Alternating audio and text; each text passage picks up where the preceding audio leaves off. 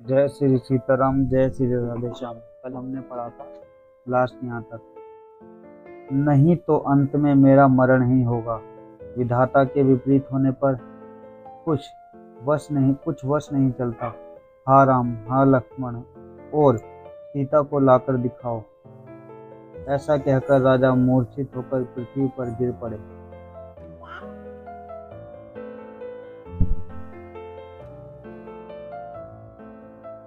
तो मंत्री जी राजा की आज्ञा पाकर सिर नवाकर और बहुत जल्दी रथ छुड़वाकर वहां गए जहां नगर के बाहर सीताजी सहित दोनों भाई थे। तब वहां पहुंचकर सुमंत्र ने राजा के वचन श्री रामचंद्र जी को सुनाया और विनती करके उनको रथ पर चढ़ाया और सीताजी सहित दोनों भाई रथ पर चढ़कर हृदय में अयोध्या को सिर नवाकर चले। श्री रामचंद्र जी को जाते हुए और अयोध्या को अनाथ होते हुए देखकर सब लोग व्याकुल होकर उनके साथ हो लिए। कृपा के समुद्र श्री रामचंद्र जी ने उन्हें बहुत तरह से समझाते हैं तो वे अयोध्या की ओर लौट जाते हैं, परंतु प्रेमवश फिर लौट आते हैं। देखो, अयोध्या के जितने भी लोग थे, यही नहीं कि श्री रामचंद्र जी के माता पिता ही, अयोध्या के जितने नगर के लोग थे, जो पड़ोसी वगैरह होते हैं, श्री रामचंद्र जी के पड़ोसी थे। अयोध्या में जितने भी लोग रहते थे, जब राम जी वनवास के लिए जा रहे थे तो सब सब तो दुखी थे ही, साथ ये भी सब बहुत ज्यादा इतने दुखी थे कि श्री रामचंद्र जी के पीछे चल रहे थे, अपना घर बार छोड़ के पीछे पीछे जा रहे थे कि हम भी वनवास को चलेंगे, जहाँ भगवान जाएंगे वहीं पे जाएंगे। प्रेम के मारे उनको पता नहीं चल रहा था कि वो कितनी दूर तक साथ में चले जा रहे हैं। तब राम जी ने उन्हें कई बार समझाया कि आप लोग वापस जाओ, आपको वनवास नहीं हुआ, आपको वन में नहीं जाना, ये मेरे लिए बस 14 वर्ष का टाइम है जिसे मैं पूरा करके दूंगा। तो लोग इस बात को सुनकर पीछे चले जाते थे, वापस चलो कोई बात नहीं, अपने घर चलते। फिर दोबारा खुद ही वापस आ जाते थे, नहीं भगवान को और देखेंगे। तो ये देखो, प्रेम सबका ही कितना है, भाई का, सीता जी का, पिताजी का, सबका ही प्रेम बहुत ज्यादा है। यहाँ पे इसको हमें समझना है कि प्रेम है क्या हकीकत में। अयोध्या पूरी बड़ी डरावनी लग रही है, मानो अंधकारमयी काल रात्रि ही हो। नगर के नर नारी भयानक जंतुओं के समान एक दूसरे को देखकर डर रहे हैं। घर शमशान, कुटुंबी भूत प्रेत और पुत्र हितैषी और मित्र मानो यमराज के दूत हैं।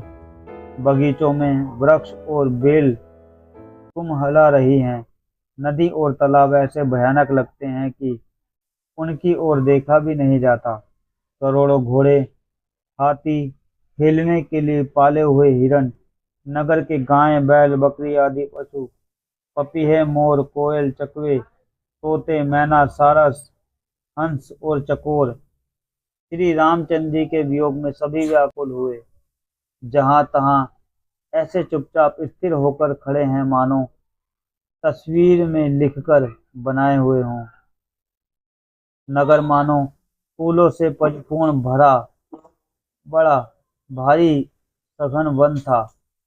नगर निवासी सब स्त्री पुरुष, बहुत से पशु पक्षी थे, अर्थात अवधपुरी अर्थ धर्म काम मोक्ष चारों फलों को देने वाली नगरी थी और सब स्त्री पुरुष सुख से उन फलों को प्राप्त करते थे। विधाता ने केकई की भालिनी भीलनी बनाया विधाता ने केकई को भीलनी बनाया, जिसने दसों दिशाओं में दुस्सह दावा अग्नि भयानक आग लगा दी। श्री रामचंद्र जी के विरह की इस अग्नि को लोग सह ना सके। सब लोग व्याकुल होकर भाग चले। सबने मन में विचार कर लिया कि श्री रामचंद्र जी, लक्ष्मण जी और सीता के बिना सुख नहीं है। जहाँ श्री राम जी रहेंगे वहीं सारा समाज रहेगा। श्री रामचंद्र जी के बिना अयोध्या में हम लोगों का कुछ काम नहीं है। ऐसा विचार कर दृढ़ करके देवताओं को भी दुर्लभ सुखों से पूर्ण घरों को छोड़कर सब श्री रामचंद्र जी के साथ चल पड़े। जिनको श्री रामचंद्र जी के चरण कमल प्यारे हैं, उन्हें क्या कभी विषय भोग वश में कर सकते हैं। बच्चों और बूढ़ों को घरों में छोड़कर सब लोग साथ ही लग लिए। पहले दिन श्री रघुनाथ जी ने तमसा नदी के तट पर निवास किया।